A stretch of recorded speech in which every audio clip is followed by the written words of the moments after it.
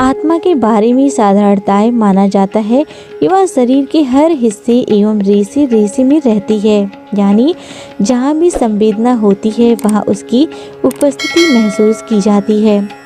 इस मान्यता को यथार्थ और तथ्य की कसौटी पर कसे तो बाल और नाखून जैसे हिस्सों में उसका वास नहीं होना चाहिए, लेकिन शास्त्रों की माने तो आत्मा मूलतः मस्तिष्क में निवास करती है। योग की भाषा में उस केंद्र को सहस्त्र चक्र या ब्रह्म रथ कहते हैं। अब विज्ञान भी इस बात की पुष्टि करने लगा है। उसके अनुसार मृत्यु के बाद आत्मा या चेतना शरीर के उस भाग से निकलकर बाहर जगत में फैल जाती है।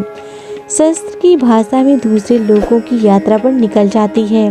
मृत्यु का करीब से अनुभव करने वाली क्लिनिकल तौर पर मृत्यु करार दिए गए किंतु फिर भी जी उठे लोगों के अनुभव के आधार पर यह सिद्धांत काफी चर्चा में है।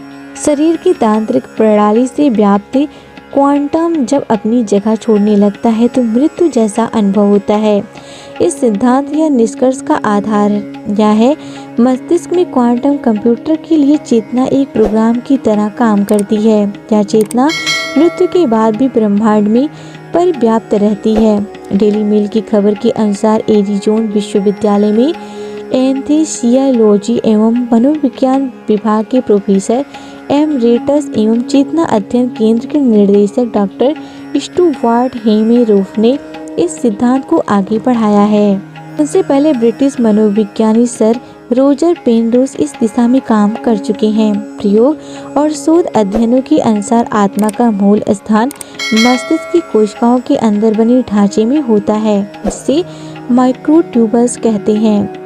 वैज्ञानिकों ने इस सिद्धांत को अवेयर कर स्ट्रेट ऑब्जेक्टिव रिडक्शन अर्च-ओर का नाम दिया। इस सिद्धांत के अनुसार हमारी आत्मा मस्तिष्क में न्यूरॉन के बीच होने वाले संबंध में कहीं से व्याप्त है। दरअसल इसका निर्माण उन्हीं तंतुओं से हुआ जिससे ब्रह्मांड बना था। यह आत्मा काल के जन्म से ही व्याप्त थी। इस निष्कर्ष के बाद भारतीय दर्शन या योग अध्यात्म की इस मान्यता को काफी बल मिला कि चेतना या आत्मा विश्व ब्रह्मांड का ही एक अभिन्न अंग है। शरीर में उसकी एक किरण या स्फुलिंग मात्र रहता है। मृत्यु जैसे पट परिवर्तन में माइक्रोट्यूबल्स अपनी क्वांटम अवस्था गंवा देते हैं, लेकिन इसके अंदर के अनुभव नष्ट नहीं होते। आत्मा केवल शरीर छोड़ती है और ब्रह्मांड में विलीन हो जाती है।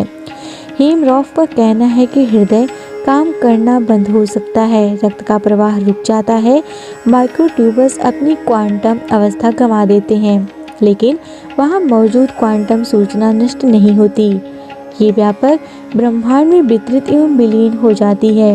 यदि रोगी ठीक नहीं हो पाता और उसकी मृत्यु हो जाती है तो उसका क्वांटम सूचना शरीर के बाहर व्याप्त है।